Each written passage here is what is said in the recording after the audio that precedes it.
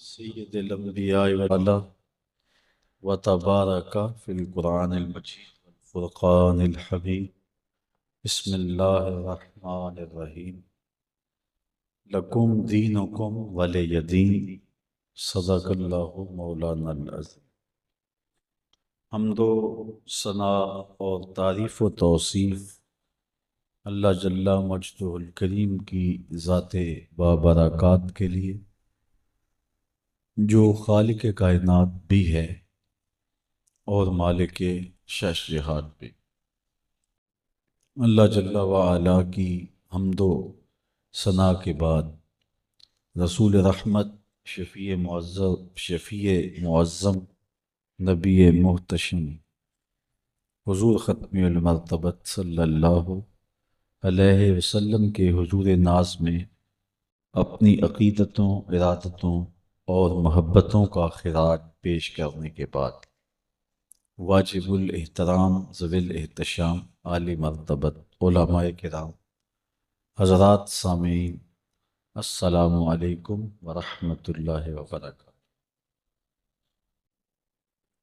دو قومی نظریہ پاکستان کی بنیاد کا سبب بنا۔ جب انگریز کے ناپاک قدم بر صغیر میں جم گئے تو انہیں یہاں سے دور کرنے کے لیے ہندوستان کے طول و عرض میں مختلف تحریکیں کھڑی ہوئیں۔ کانگریس نے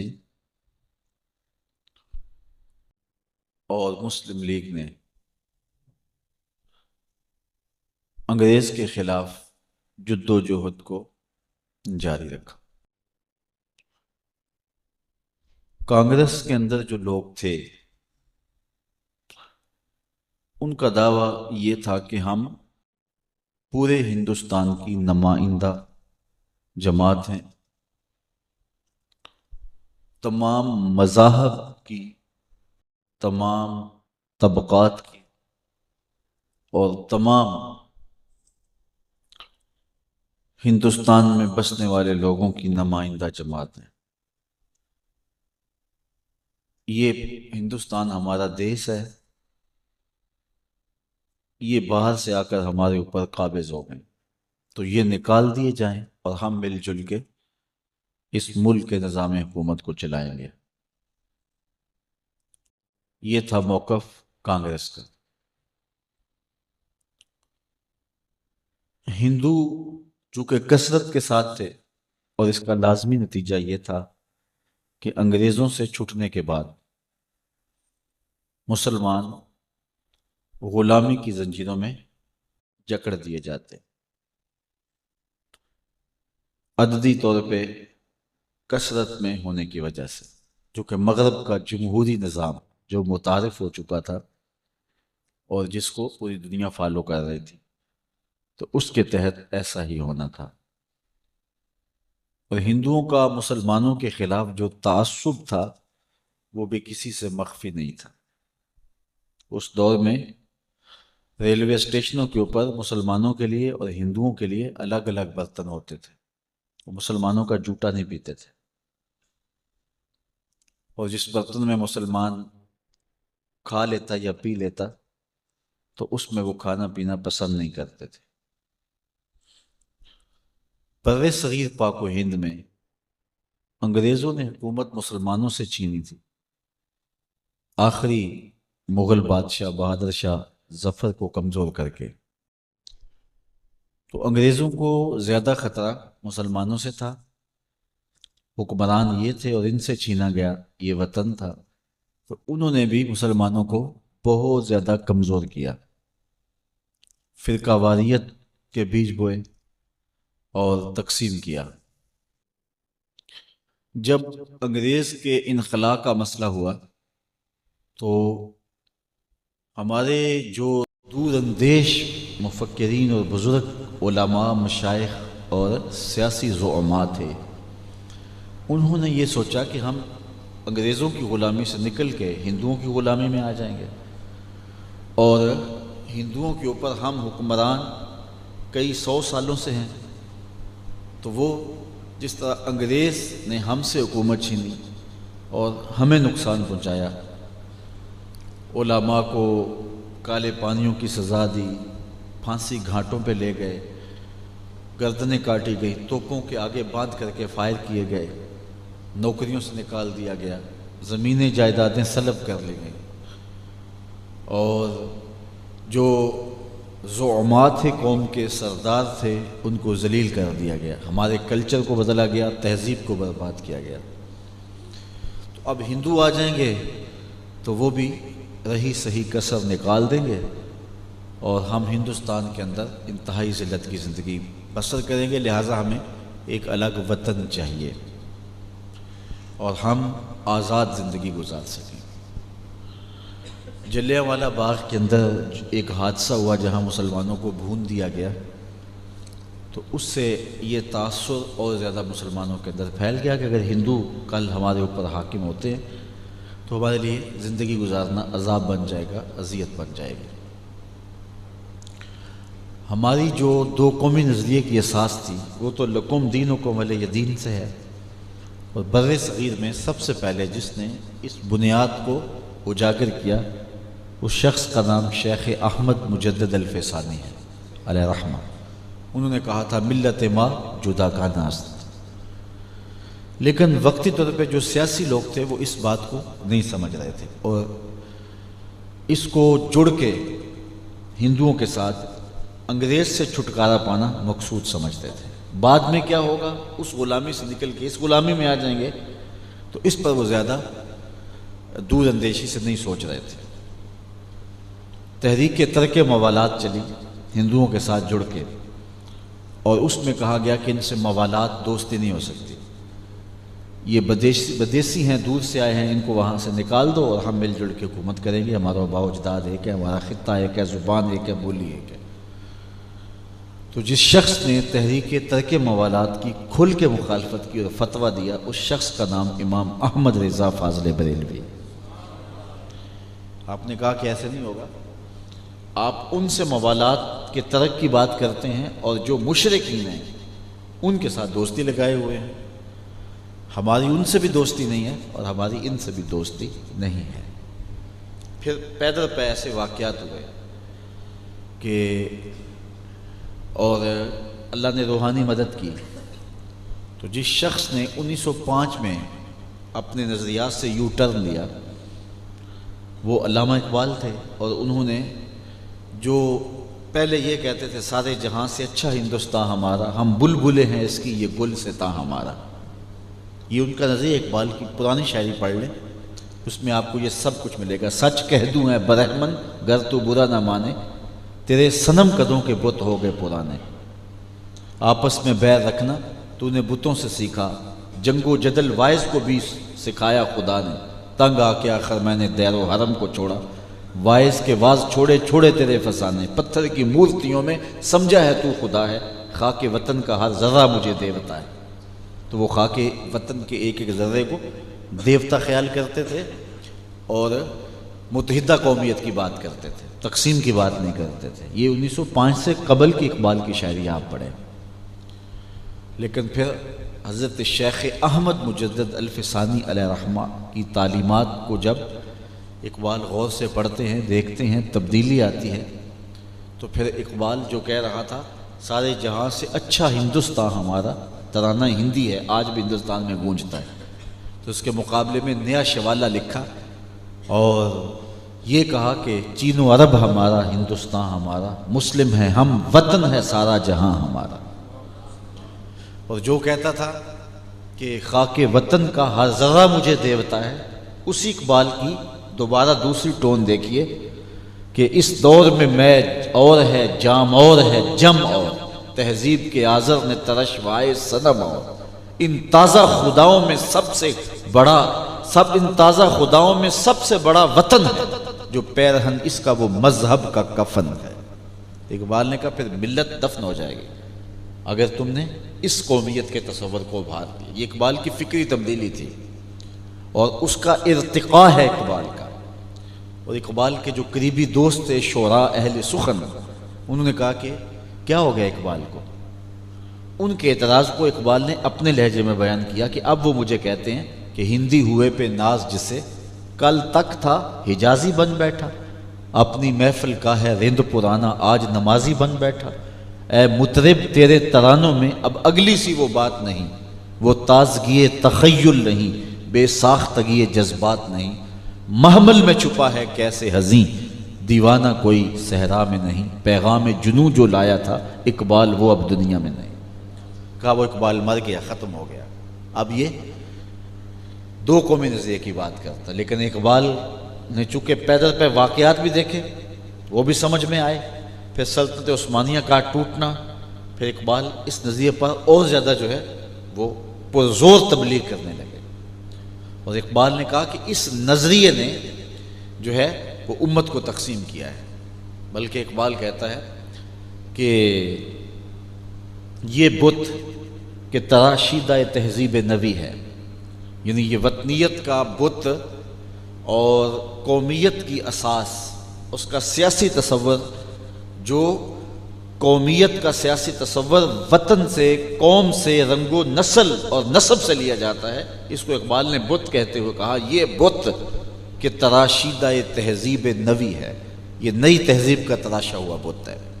اور اسی بت کو تراش کر کے لارنس آف عربیہ اپنے 4000 ساتھیوں کے ساتھ، جو کہ برطانیہ کی نو آبادیاتی وزارت کا تنخواہ خور تھا، اس نے یہاں سلطنت عثمانیہ کو توڑا تھا۔ تو اقبال نے کہا یہ بت کے تراشیدہ تہذیب نوی ہے، غارت گرے کاشانہ دین نبوی ہے، یہ نبی کے دین کے کاشانے کو غارت کرنے والا ہے۔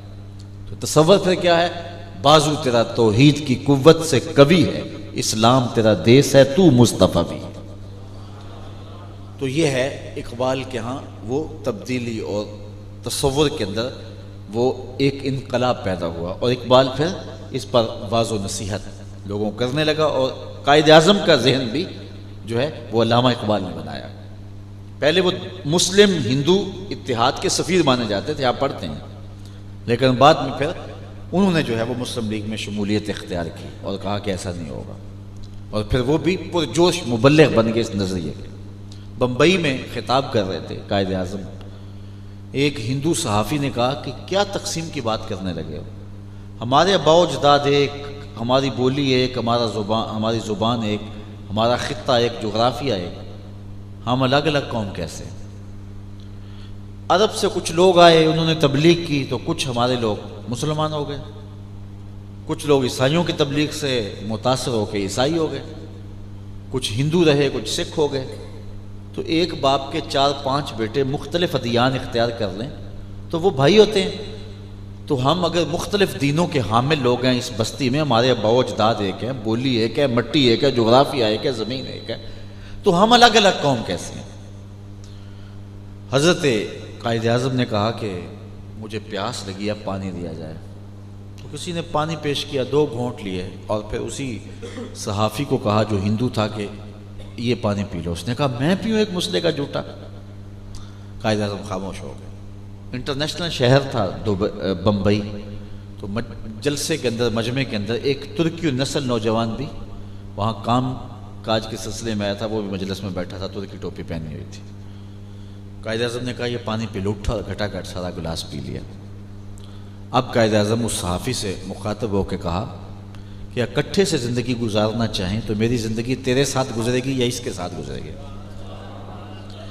تیری میری بولی ایک، زبان ایک، لہجہ ایک، آباء و اجداد ایک، جغرافیہ ایک، وطن ایک۔ اس کا میرا وطن ایک نہیں، جغرافیہ ایک نہیں، زبان ایک نہیں، لباس ایک نہیں، وضاقتہ ایک نہیں، بولی ایک نہیں، نسل ایک نہیں، نسب ایک نہیں، لیکن زندگی میں اس کے ساتھ گزارتا ہوں چونکہ لا الہ الا اللہ کی سانجھ ایک ہے۔ تو قومیت کی اساس جو ہے وہ وطن کی مٹی نہیں ہے، قومیت کی اساس مذہب ہے، دین ہے، دین سے قومیں بنتی ہیں۔ تو مسلم امہ دنیا کے کسی بھی خطے میں رہتی ہو، جغرافیائی پوزیشن کوئی بھی ہو، رنگ و نسل کوئی بھی رکھتی ہو، وہ ایک برادری ہے، اور الکفر ملت واحدہ، اور سارا کفر ایک برادری ہے۔ تو دنیا کے اوپر یہ 2 برادری ہیں، ملت کفر اور ملت اسلام۔ تو یہ ہے اسلامی قومیت کا تصور، سیاسی تصور. اور یہی دو قومی نظریہ ہے کہ ہم اور ہندو الگ الگ قومیں ہیں. خطے کی وجہ سے قوم نہیں ہے، نسب کی وجہ سے قوم نہیں ہے، رنگ کی وجہ سے قوم نہیں ہے، زبان اور جغرافیہ کی وجہ سے قوم نہیں ہے. ہماری قومیت کی اساس محمد عربی صلی اللہ علیہ وسلم سے ہے. اس لیے ہم ان کے سبب سے ایک قوم ہیں. اس زمانے کے اندر دارالعلوم دیوبند کے شیخ الحدیث تھے حسین احمد مدنی. انہوں نے چونکہ وہ کانگریس کے سرگرم مبلغ تھے اور ادھر قائد اعظم کو کافر اعظم کہا جا رہا تھا، ادھر گاندھی کو مسجد خیر الدین کے ممبر پہ بٹھا کے رسول السلام کہا جا رہا تھا، اور انہوں نے فتویٰ دیا کہ ملتیں اوطان سے بنتی ہیں، یعنی وطن خمیر ہے ملت کے وجود کا. تو یہ 1937 کی بات ہے. اقبال بستر عدالت پہ تھے، تو جب انہوں نے سنا تو شاک لگا، بہت تکلیف ہوئی. تو انہوں نے اس وقت کہا جو تاریخ میں موجود ہے، اجم ہنوز نہ دانت رموز دیں ورنہ ز دیوبند حسین احمد اینچے بل عجبیست سرود برسر ممبر کے ملت از وطن است چے بے خبر ز مقام محمد عربیست بمصطفیٰ برساں خیش را کے دیں ہماؤز اگر باؤ نہ رسیدی تمام بو لہبیست. اقبال نے کہا کہ میں تو سمجھا تھا یہ حدیث اور قرآن پڑھانے والے یہ مقام رسول سے آگاہ ہیں، لیکن اب سمجھا کہ یہ تو دین سے آشنائی نہیں. برسر ممبر حسین احمد مدنی کہہ رہا ہے کہ ملتیں اوطان سے بنتی ہیں. اقبال کہتا ہے کہ ملتیں وطن سے بنتی ہوتی تو ابو لہب سے کیا اختلاف تھا؟ رشتے میں سکا چچا لگتا ہے، شعلے کی طرح چمکتا ہوا رنگ ہے، ہاشمی نسل ہے، عربی بولتا ہے، لیکن کہا گیا لکم دینکم ولی دین، تمہارا دین تمہارے ساتھ، میرا دین میرے ساتھ. اور فارسی نسل ہے، رنگ اور ہے، زبان اور ہے، لیکن لا الہ الا اللہ کی سانج بنی. سلمان فارسی آئے، سینے سے لگا کہا سلمان و منا اہل البیت، سلمان میرے گھر والوں سے. رنگ کا کالا ہے، ہونٹ موٹے ہیں، ذات کا حبشی اور غلام ہے. اور بلال کو سینے سے لگایا، کعبے کی چھت پہ چڑھا دیا. تو قومیت کی اساس وطن کی مٹی اگر ہوتی پھر ابو جہل ابو لہب حضور کا ہم قوم ہوتا، لیکن ان کو الگ کر دیا گیا. اور صہیب روم سے آئے، سلمان فارس سے آئے، اور حضرت بلال حبشے سے آئے، حضرت سعد مدینے کے تھے، حضرت ابو بکر مکے کے تھے، سب کو جوڑ کے ایک برادری بنایا. تو قومیں جو ہیں وہ وطن سے نہیں بنتی، جغرافیہ سے نہیں بنتی. قومیں جو ہیں وہ بنتی ہیں مذہب سے، دین سے، نظریات سے. یہ تھا وہ بنیادی فکر اور قومیت کا وہ تصور جو ہمارے اسلاف نے دیا تھا، اور جس کی بنیاد پر پاکستان حاصل کیا گیا. اور پاکستان کے طول و عرض کے اندر یہ نعرہ لگا، پاکستان کا مطلب کیا؟ علم. اور قومیت کا یہ جو سیاسی تصور ہے، اہل خرد اور اہل علم کی توجہ خاص طور پہ چاہوں گا، اس میں بہت زیادہ وسعت اور گنجائش ہے. آج ایک بندہ یہاں سے ہجرت کر کے جرمن چلا جاتا ہے، اور وہ زبان بھی سیکھ لیتا ہے، اللہ نہ کرے بدبختی سے ان کا مذہب بھی اختیار کر لیتا ہے، وہاں زمین جائیداد بھی خرید لیتا ہے، ان کی عادات اور ان کے توار اور بے حیائی اور سب کچھ اختیار بھی کر لیتا ہے، لیکن اس کے باوجود وہ جرمن نہیں بن سکتا. وہ جو مرضی کر لے وہ جرمن نہیں بن سکتا، اس لیے کہ ان کی قومیت کی اساس جو ہے وہ نسل ہے. تو یہ جو مرضی کر لے، الٹی چھلانگے بھی لگائے، یہ جرمن قوم کا فرد نہیں بن سکتا، اس لیے کہ اساس اس کے اندر نہیں پائی جا رہی. اسی طرح جن کی اساس وطن ہے، تو دوسرے وطن کا شخص چلا جائے تو وہ ان کی قوم میں کبھی شامل نہیں ہو سکتا. یہاں سے کوئی چلا جائے چائنا تو وہ چینی نہیں بن سکتا، چینی قوم کا فرد نہیں بن سکتا، اس لیے کہ وہاں نسباً چینی ہونا شرط ہے. تو نسل کی بنیاد پہ یا قوم جو ہے وہ نسب کی بنیاد پہ یا وطن کی بنیاد پہ یا جغرافیہ کی بنیاد پہ اگر کوئی کسی دوسری قوم میں شامل ہونا چاہے تو نہیں ہو سکتا. لیکن عرب کا رہنے والا ہو، عجم کا ہو، شام کا ہو، فلسطین کا ہو، ہندی ہو، سندھی ہو، پنجابی ہو، کالا ہو، گورا ہو، بڑے قد کا ہو، چھوٹے قد کا ہو، لا الہ الا اللہ پڑھ لے، اسلامی برادری میں شامل ہو گیا. یہ گنجائش ہے قومیت کے اس تصور میں، اور قومیت کا یہ تصور مصطفیٰ جان رحمت نے دیا ہے. اور یہ اسلام کا بنیادی تصور ہے۔ اور یہ دو قومی نظریہ کاش کے ممبر و محراب سے بھی اور اعیان سلطنت کی جانب سے بھی اس کی تبلیغ ہوتی، پھر ہمارے دیہاتوں میں چودھری اور کمی کی تقسیم نہ ہوتی، پھر مزدور اور سرمایہ دار کی تقسیم نہ ہوتی، یہ برادریاں جو تعارف کے لیے ہیں یہ تفاخر کے لیے نہ ہوتی۔ تو یہ دو قومی نظریے کو نہ سمجھنے کی وجہ سے ہم ایک ہونے کے باوجود بھی متفاوت ہیں اور متفرق ہیں۔ تو دو قومی نظریہ یہ ہے کہ ہماری قومیت کی اساس جو ہے وہ وطن کی مٹی نہیں، برادری نہیں، زبان نہیں، بولی نہیں، رنگ نہیں، نسب نہیں، لباس نہیں، ہماری قومیت کی اساس حضور کے نام سے ہے۔ تو اقبال نے کہا بمصطفیٰ برساں خیشرا کہ دین ہماؤز اگر باؤ نہ رسیدی تمام بو لہبیز۔ تو یہ اساس ہے دو قومی نظریے کی، اور اس بنیاد کے اوپر جو ہے وہ پاکستان ماض سے وجود میں آیا۔ تو قائد اعظم جو ہے وہ بھی اس نظریے کے مبلغ بن گئے۔ علامہ اقبال علیہ رحمہ نے تو اس کے اوپر باقاعدہ مکالمے کیے، اور حسین احمد مدنی ٹانڈوی سے باقاعدہ خط و کتابت ہوئی، اور یہ شعر آج بھی کلیات اقبال میں موجود ہیں، اگرچہ کچھ لوگ کہتے ہیں اقبال نے رجوع کر لیا تھا لیکن آج تک چھپ رہا ہے۔ تو یہ وہ بنیادی فکر ہے۔ بلکہ اقبال نے کہا تھا کہ دل با محبوب حجازی بستائیں زی جہت با یک دیگر پیوستائیں چوں گلے صد برگ مارا بو یکیست او کے جانے ای نظاموں او یکیست مست چشم ساکیے بتہاستیں در جہاں مثل مو می ناستیں۔ تو یہ وہ بنیاد ہے، یہ وہ ہماری اساس ہے کہ جس کی وجہ سے پاکستان ماض سے وجود میں آیا۔ آج آپ کے ٹیلی ویژن چینلز کے اوپر کچھ لوگ بیٹھ کے اس نظریے کی تردید کرتے ہیں اور انہیں بھرپور وقت دیا جاتا ہے، اور وہ کہتے ہیں پاکستان ایک سیکولر ریاست ہے، اور قائد اعظم اس کو ایک سیکولر اسٹیٹ بنانا چاہتے تھے۔ بلکہ ایک خاتون نے تو ایک دن کہہ دیا کہ لا الہ الا اللہ، یہ جو نعرہ پاکستان کا مطلب کیا، یہ تو اس وقت لگا ہی نہیں، یہ تو بات کی ایجاد ہے۔ حالانکہ آج کتنے لوگ موجود ہیں ابھی تک جنہوں نے اپنے کانوں میں یہ نعرہ گونجتا ہوا سنا تھا۔ میں خود اصغر صدائی مرحوم کو ملا ہوں جس نے سب سے پہلے یہ نعرہ لگایا تھا۔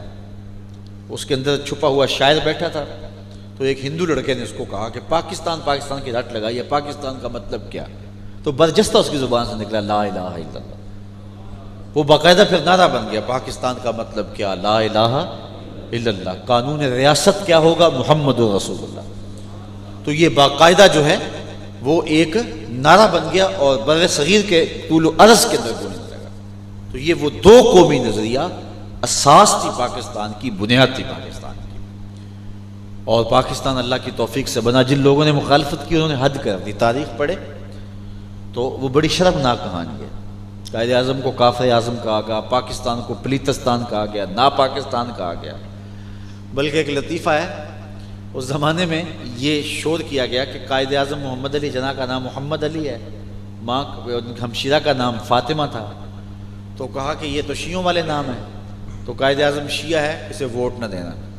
تو یہ بات جب قائد اعظم کو پہنچی تو مسکرا کے کہا چلو گاندھی سنی ہے اسے دے دو۔ تو بہت پراپیگنڈا کیا گیا اور کہا گیا پاکستان نہیں بنے گا، ماض سے وجود میں نہیں آئے گا۔ لیکن اللہ نے اس پاکستان کو اس کائنات کے اوپر جس شان سے اور جس خاص دن میں وجود بخشا، وہ لیلۃ القدر کی گھڑیاں تھیں، اور 14 اگست کا یوم سعید تھا کہ اللہ نے اس دھرتی کے اوپر اس نقشہ کائنات کے اندر پاکستان کو وجود عطا کر دیا۔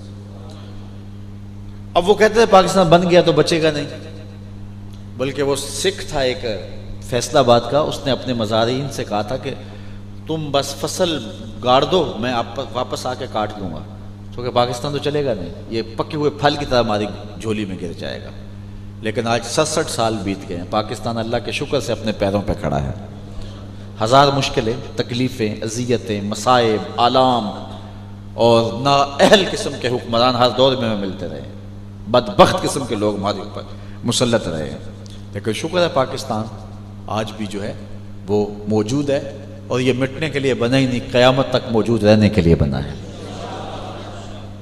جن لوگوں نے پاکستان بنتے ہوئے اس کی مخالفت کی تھی، آج بھی وہ پاکستان کے حق میں نہیں ہے، مجبوراً جس طرح کوئی بندہ کرائے کے مکان میں رہتا ہے ایسے رہ رہے ہیں، اور اور ظاہر ہے کرائے کے مکان میں رہنے والا شخص مکان کے ساتھ کیا سلوک کرتا ہے وہ آپ سے مخفی نہیں ہے، لیکن ہمارے بزرگوں نے پاکستان کی بنیادوں کے اندر اپنا خون ڈالا ہوا ہے، اس لیے ہمارا یہ کرائے کا مکان نہیں ہے، یہ ہمارا بنایا ہوا گھر ہے، یہ ہمیں آسودگی دیتا ہے، ہمیں بہار دیتا ہے۔ کون سمجھائے یہ اہل سیاست کو ریاض، گھر شکستہ صحیح اپنا تو ہے، یہ اپنا گھر ہے ہمارا، ہر چند بگولا مستر ہے، ہر چند یہ خاک آباد صحیح، ایک وجد تو ہے، ایک رقص تو ہے، بے چین صحیح برباد صحیح۔ ہر طرف دکھوں نے منہ کھولا ہے، لیکن اللہ کا شکر ہے پاکستان ہماری شناخت ہے، پاکستان ہماری پہچان ہے۔ اور دوسری بات میں آپ کو یہ بتاؤں کہ پاکستان صرف 18 کروڑ مسلمانوں کی آرزوؤں کا مرکز ہی نہیں ہے، بلکہ پوری دنیا کے معمورے کے اوپر بسنے والے 1 ارب 40 کروڑ مسلمانوں کی آرزوؤں کا اور تمناؤں کا مرکز ہے۔ پوری دنیا ہمیں دیکھ رہی ہے۔ جب پاکستان ایٹمی طاقت بنا تھا پوری دنیا میں چراغاں کیا گیا تھا، اور اس وقت ایک فلسطینی بچے نے ایک اسرائیلی فوجی سے مخاطب ہو کے کہا کہ اب ہمیں چھیڑ کے دیکھنا، لیکن افسوس کہ آج انہوں نے 2000 سے زیادہ لوگوں کو بھون دیا، اور ہم اس پوزیشن میں نہیں ہیں کہ اپنے بھائیوں کی مدد کو پہنچ سکیں۔ آج لاشوں پہ لاشیں گر رہی ہیں۔ میں نے ایک فوٹو دیکھا کہ ایک اسرائیلی گنڈا ایک فلسطینی خاتون کے اوپر شراب پھینک رہا ہے، اور وہ سمٹ کے دیوار کے ساتھ لگ رہی ہے، اور وہ کہہ لگاتا ہوا اس کے اوپر شراب پھینکتا ہے۔ آج کوئی محمد بن قاسم نہیں ہے، 56-57 اسلامی ملکوں کے اندر کسی کی غیرت نہیں ہے۔ یہ حکمران کتنی گہری نیند سوئے ہوئے ہیں۔ ایک وہ وقت تھا کہ دیبل کے ساحل پہ ناہید نامی ایک لڑکی حجاج کو پکارتی ہے تو محمد بن قاسم اللہ کی رحمت بن کے اس کے لیے وہاں پہنچتا ہے، اپنے بہن کی آبرو کو بچاتا ہے۔ آج کتنی بیٹیاں، عافیہ صدیقی میری قوم کی بیٹی ہے، آج جو ہے وہ ظالموں کے نرغے میں کتنی بیٹیاں سسک رہی ہیں، ہے کوئی ان کی مدد کو پہنچنے والا؟ کوئی آکھے وارث شاہ نوں اج قبراں وچوں بول، اج کتاب عشق دا کوئی اگلا ورقہ پھول، ایک روئی سی تی پنجاب دی تو لکھ مارے وین، اج لکھاں تیاں دیس دیاں وارث شاہ تینوں کہن، آفیہ بیٹی قوم تیری دی رووے تے کرلاوے، کیڑا او دے اتھرو پونجے کیڑا چپ کراوے، اج دین نبی دا وانگ یتیماں تے گھر تکے کھاوے، کتھوں لباں عمر بہادر جڑا روندے نوں گل لاوے۔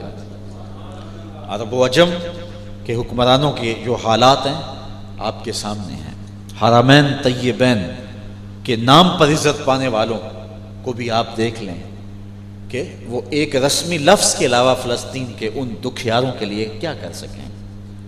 وہ معصوم کلیاں جو کھلنے سے پہلے مرجھا گئیں اور انہیں اڑا کے رکھ دیا گیا، ان کے بدن کے پر خچے اڑ گئے، آج پاکستان سمیت ان کی مدد کی کوئی پوزیشن میں نہیں ہے، اور کوئی بھی جو ہے وہ ان کے رشتے ہوئے زخموں پر پہا رکھنے کے لیے تیار نہیں ہے۔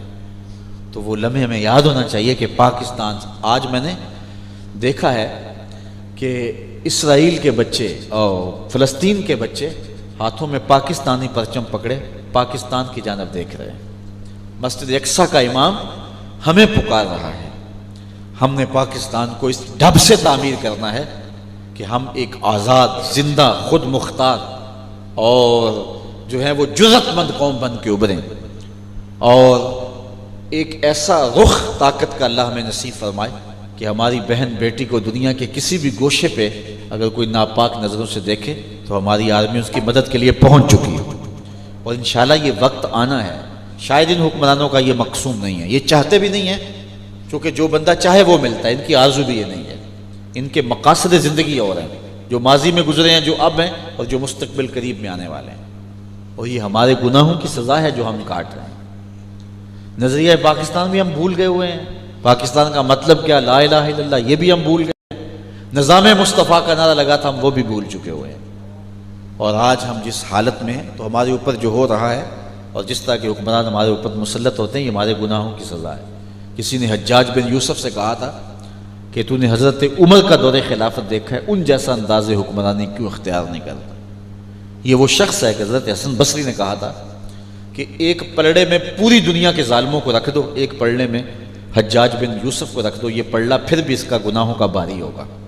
70,000 لوگ اس نے خود قتل کیے، یہاں تو کوئی 10 آدمیوں کا قاتل، کوئی 20 آدمیوں کا قاتل، کوئی 50 آدمیوں کا قاتل، اس نے 70,000 لوگ اپنے ہاتھ سے قتل کیے اور 90,000 لوگ اس کے حکم سے کٹے۔ صحابی رسول حضرت عبداللہ بن زبیر رضی اللہ تعالیٰ عنہ کو اس نے مسجد حرام میں ایسے ذبح کیا جیسے مینڈے کو ذبح کیا جاتا، لیکن اس ظالم اور جابر حکمران سے کسی نے جرأت کر لی، کہہ دیا، کہا تو اس حضرت عمر کا زمانہ تو نے دیکھا ہوا ہے، ان جیسا انداز حکمرانی کیوں اختیار نہیں کرتا؟ اس نے 2 لفظی بات کہی اور جو میرے اور آپ کے لیے آج اپنے جائزہ لینے کے لیے کافی ہے۔ اس نے کہا تبازروا اتعمر لکم، تم بنو نا ابو ذر غفاری جیسی رعایا، میں عمر جیسا حکمران بن جاتا ہوں۔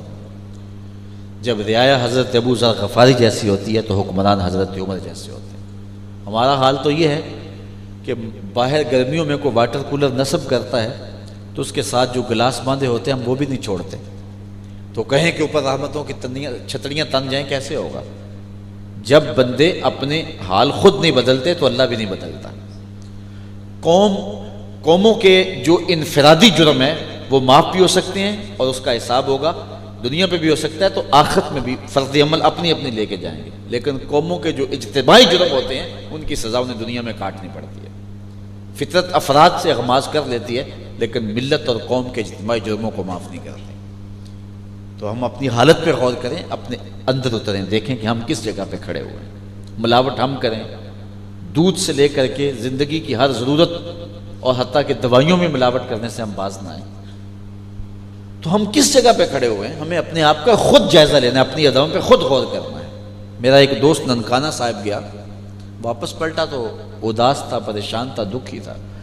پوچھا کیا ہوا؟ کہنے لگا میں ننکانہ گیا تھا، شوق آیا کہ میں سکھوں کا گردوارہ دیکھتا جاؤں۔ جب داخل ہوا اندر تو جوتے اتار کے میں جگہ ڈھونڈ رہا تھا کہیں کونے کھدرے میں رکھ دوں تاکہ واپسی بحفاظت مل سکے، تو ایک سکھ نوجوان میری جانب لہراتا ہوا آیا اور اس کے لبوں پہ شرارت امیز تبسم تھا، اور مجھے دیکھ کے کہنے لگا صاحب جوتے پڑے رہنے دو، یہ سکھوں کا گردوارہ ہے، مسلمانوں کی مسجد تو نہیں ہے۔ تو کیا یہ آئینہ ہمیں اپنی مکروہ شکل دیکھنے کے لیے کافی نہیں ہے کہ ہم کہاں کھڑے ہیں، ہماری حالت کیا ہے؟ جب میں کہتا ہوں الہی میرا احوال دیکھ، حکم ہوتا ہے اپنا نامہ اعمال دیکھ۔ تو ہم نے اپنا نامہ اعمال کا جائزہ لینا ہے، ہم اپنے آپ کو درست کریں گے تو پھر اللہ کی رحمت کی چھتریاں حکمرانوں کی صورت کے اندر ہمیں نصیب ہوں گی۔ اللہ قرآن مجید میں فرماتا ہے اگر تم نے اس کے حکموں کو توڑا تو اوپر نیچے سے عذاب نازل کرے گا۔ تو مفسرین فرماتے ہیں اوپر کا عذاب کیا ہے؟ پتھر نازل ہو سکتے ہیں، بے موسمی بارشیں ہو سکتی ہیں۔ نیچے کا عذاب کیا ہے؟ زلزلے آ سکتے ہیں اور زمین سبزہ دینا چھوڑ دے، یہ ہو سکتا ہے عذاب۔ لیکن حضرت عبداللہ ابن عباس فرماتے ہیں نہیں، اوپر کا عذاب یہ ہے حکمران نااہل ہوں گے، اور نیچے کا عذاب یہ ہے اولاد نافرمان ہوں گے۔ اوپر سے بھی عذاب اور نیچے سے بھی عذاب۔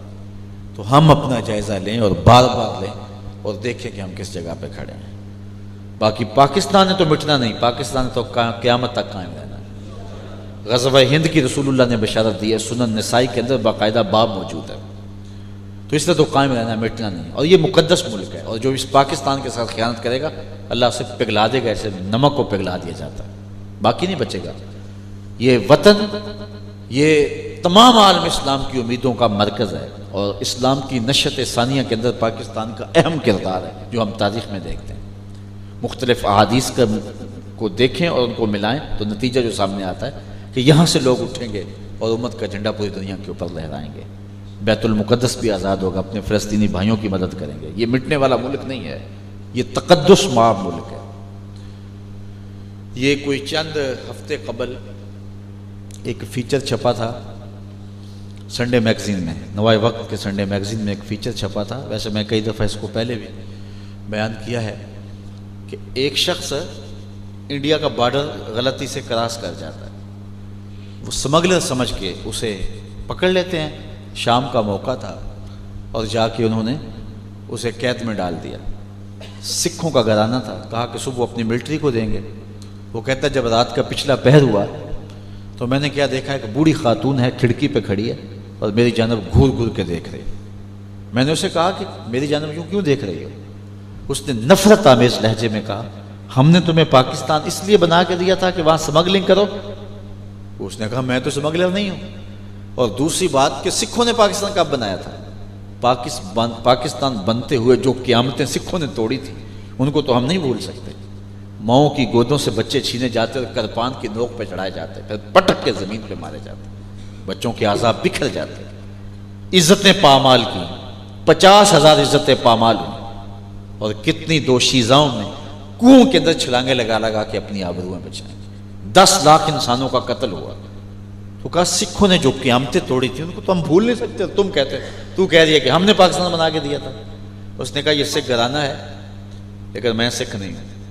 کہا یہ کیا ہوا؟ کہا اس وقت جو لڑکیاں اٹھائی گئی تھیں ان بدبخت لڑکیوں میں سے ایک میں بھی ہوں. اللہ کا شکر ہے ابھی تک ایمان کا چراغ جل رہا ہے اور میں چھپ چھپ کے نمازیں پڑھتی ہوں. میں تمہیں ایک بات بتاتی ہوں، بد نصیبی اور بدبختی سے ان کے بیٹوں کی ماں ہوں، لیکن میں تمہیں ایک بات بتاتی ہوں، کبھی چھوٹ کے پاکستان جاؤ تو پاکستانی قوم کو میرا پیغام دے دینا، اور وہ یہ ہے کہ پاکستان سے کوئی خیانت نہ کرے. پاکستان اتنا مقدس ملک ہے کہ میرے پوتوں کو جب بخار آتا ہے میں پاکستان کا نام لے کے دم کرتی ہوں، اللہ شفا عطا کرے. یہ وہ تقدس ماں ملک ہے. تو اس ملک کی وفائیں ہمارے خمیر میں رکھی ہوئی ہیں، اور ہمارے اسلاف نے اس کی 2 قومی نظریے کی بنیاد پہ بنیاد ڈالی تھی.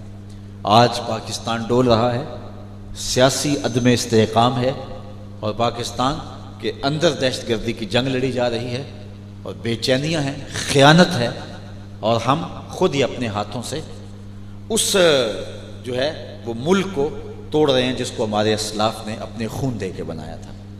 تو ہم نے اس کے لیے بے پناہ دعائیں بھی کرنی ہیں، اور ہم نے ایک ایک قدم پھونک کے بھی رکھنا ہے. ہمارا کوئی عمل اور کوئی رویہ اور ہمارا اٹھنے والا کوئی انداز اور زبان سے نکلے والا کوئی جملہ پاکستان کے نقصان کا سبب نہ ہو. پاکستان کل بھی قائم تھا اور پاکستان آج بھی قائم ہے، اور قیامت تک قائم رہنے کے لیے ہی معرض وجود میں آیا ہے. اور یہاں سے لوگ اٹھیں گے جو پوری دنیا پہ چھا جائیں گے. اگر میں اس کو اقبال کے لہجے میں کہوں تو اقبال نے کہا تھا آ ملیں گے سینہ چاکانے چمن سے سینہ چاک، بزم گل کو اللہ اکبر آ ملیں گے سینہ چاکانے چمن سے سینہ چاک، اور اس چمن کی ہر کلی درداش نہ ہو جائے گی، آسماں سحر کے نور سے ہوگا آئینہ پوش، ظلمت رات کی سیماب پا ہو جائے گی، شب گریزہ ہوگی آخر جلوہ خورشید سے، یہ چمن معمور ہوگا نغمہ توحید سے. نظام مصطفیٰ اس ملک کا سویرا ہے. کئی رنگوں کی جمہوریتیں ہم آزما چکے ہیں، ایمرجنسیاں بھی دیکھ چکے ہیں، کئی رنگوں کی مارشل لائیں بھی دیکھ چکے ہیں. اس میں اور بھی کوئی نظام اپنانا چاہیں تو آپ اپنا لیں، اختیار کرنا چاہیں آزمانا چاہیں تو آزمائیں. کوئی قومی حکومت، ٹیکنوکریٹ حکومت، کیا کچھ کہا جا رہا ہے، یہ سارے دل کے بہلانے کو غالب یہ خیال اچھا ہے. پاکستان کا مقصود اور پاکستان کا مقصوم اور پاکستان کی تقدیر نظام خلافت، نظام رسول اور نظام مصطفیٰ ہے. اور جب اس ملک میں نظام مصطفیٰ آئے گا خوشحالیاں بھی آئیں گی. ہمیں کشکول لے کے کسی سے مانگنا نہیں پڑے گا. رب نے ہمارے پہاڑوں میں اتنے خزانے رکھے ہیں، رب منہ کھول دے گا. ابھی نہیں اللہ کھول رہا. آپ دیکھتے ہیں کہ حضرت خضر علیہ السلام، حضرت موسیٰ علیہ السلام چلتے ہیں، بچہ قتل کرتے ہیں، کشتی توڑتے ہیں، اور پھر دیوار سیدھی کرتے ہیں. حضرت موسیٰ علیہ السلام سے رہا نہیں گیا. تیسری بار جب کہا تو کہا کہ اچھا میں تمہیں بتاتا ہوں کہ ہم نے یہ کام کیوں کیے. تو کہا یہ جو دیوار ہے میں نے اس لیے کھڑی کی، اس دیوار کے نیچے یہ 2 یتیموں کی دیوار ہے، اور ان کا باپ بڑا نیک تھا، ان کا خزانہ اس دیوار کے نیچے ہے. اب اگر دیوار گر جاتی ہے تو لوگ لوٹ کے لے جاتے ہیں یا خود اجاڑ دیں گے، اس قابل نہیں ہے، چھوٹے ہیں بچے. تو میں نے دیوار لگا دی، جب تک بچے اس قابل نہیں ہو جاتے کہ اپنے خزانے کو سنبھال سکے، یہ دیوار کھڑی رہے، گرے گی نہیں. اور جب یہ اس قابل ہو جائیں گے، دیوار ہٹ جائے گی، یہ خزانہ اپنا نکال لیں گے. تو میں جب یہ پڑھتا ہوں تو میں کہتا ہوں پاکستان کی صحراؤں میں اور پہاڑوں میں رب نے خزانے رکھے ہیں، لیکن اوپر ابھی دیواریں لگائی ہیں. اب اگر گر گئی تو یہ لٹیرے سارے لوٹ کے لے جائیں گے. جب نظام خلافت کا جھنڈا لے کے کوئی نکلے گا اور پاکستان میں نظام مصطفیٰ کا سویرا طلوع ہوگا، رب اصل وارثوں کو جو ہے وہ خزانوں کے منہ کھول کے دیواریں ہٹا کے دے دے گا، اور پاکستان ایسا ملک ہوگا دنیا دیکھنے آئے گی انشاءاللہ. تو یہ خطہ، یہ پاکستان، یہ ہماری امیدوں کا مرکز ہے. اقبال کے اشکوں سے یہی خاک ہے سیراب، اور قائد کی امیدوں کا یہی خاک ہے مرکز، اور اقبال کے اشکوں سے یہی خاک ہے سیراب۔ اور اسی پاکستان نے دنیا کے اوپر ایک روشن نام پانا ہے۔ اللہ کرے وہ دن ہمیں دیکھنے نصیب ہو، نہیں تو ہماری نسلیں ضرور دیکھیں گے۔ اللہ آپ کو جزا دے۔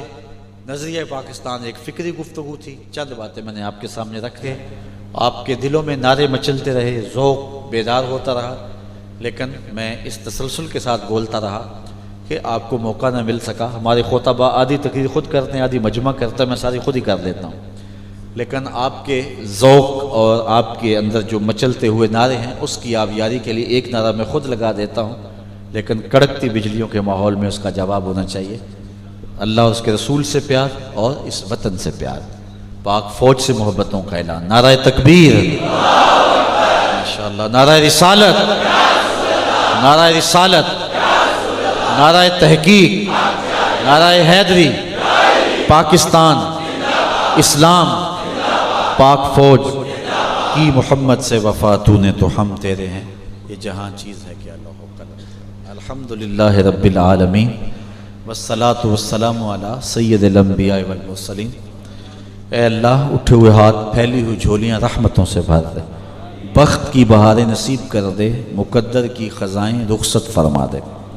جئیں تو تیرے لیے، مریں تو تیرے دین کے لیے، اور زندگی کی آخری سانس تک تیرے رسول کے وفادار رہیں۔ ہر علت، ہر قلت، ہر ذلت سے رہائی عطا کر، میرے وطن کی خیر فرما، میرے ملک کو سیاسی استحکام نصیب فرما، اور اس میں سیاست کا وہ تصور جو دین کی روشنی میں ہے اس کو فروغ نصیب فرما، اور نظام مصطفیٰ کا سویرا عطا کر دے۔ پاک فوج کی قدم قدم پہ مدد فرما، دہشت گردوں کو نیست و نابود کر دے، جو دیدہ اور نادیدہ ہاتھ ان ظالموں کی پشت پر ہیں، اے اللہ انہیں بھی توڑ دے، اور پاکستان کو امن کے سویرے عطا کر دے۔ یہاں دہشت گردی کے سلگتے علاؤ ٹھنڈے کر کے امن کی بہاریں پیدا فرما۔ جو لشکر اور سپا اس ملک کی تقدیر سے کھیل رہے ہیں اور اس وطن کی مانگ اجاڑنا چاہتے ہیں، اللہ ان سے نجات عطا فرما۔ وصلی اللہ تعالی علی النبی الامین۔ اے اللہ، تیری بارگاہ میں اتنے لوگوں کی آمین کے ساتھ فلسطین کے بلکتے روتے اور جاں بلب بچوں کے لیے دعا ہے، ان بوڑھی ماؤں کے لیے دعا ہے، اور ان جوان لوگوں کے لیے کہ جن کی لاشیں جو ہیں وہ گر رہی ہیں، دعا ہے اللہ فلسطین کی مدد اور نصرت فرما۔ پوری امت کمزور بھی ہے، بزدلیاں بھی آ گئیں، حکمران بھی نااہل ہیں، اے مالک تو ابابیلوں سے ہاتھی مروانا جانتا ہے، تو طاقت رکھتا ہے، مالک فلسطینیوں کی مدد فرما، ان کی نصرت، تائید اور اعانت فرما۔ وصلی اللہ تعالی علی النبی الامین وآلہ وصحبہ اجمعین۔ ایک بزرگ مجھے کسی واقعہ کی طرف اشارہ دے رہے تھے، موضوع نہیں تھا، انشاءاللہ کبھی پھر آیا تو اس عنوان سے بات کر کے ضرور ہوگی۔ ہر ماہ، ہر مہینے کا آخری منگل آپ کے قریب کھاریاں جو مین عیدگاہ ہے اس میں درس ہوتا ہے مغرب سے عشاء تک۔ اگر آپ کوشش کر کے تشریف لا سکیں، یا آپ اگر گئے ہوئے ہوں، تو ہر ماہ کا آخری منگل مغرب سے عشاء تک مرکزی عیدگاہ کے اندر درس قرآن ہوتا ہے۔ اگر آپ تشریف لائیں گے تو آپ کی میں زیارت وہاں بھی کر پاؤں گا۔ وآخر دعوانا ان الحمدللہ۔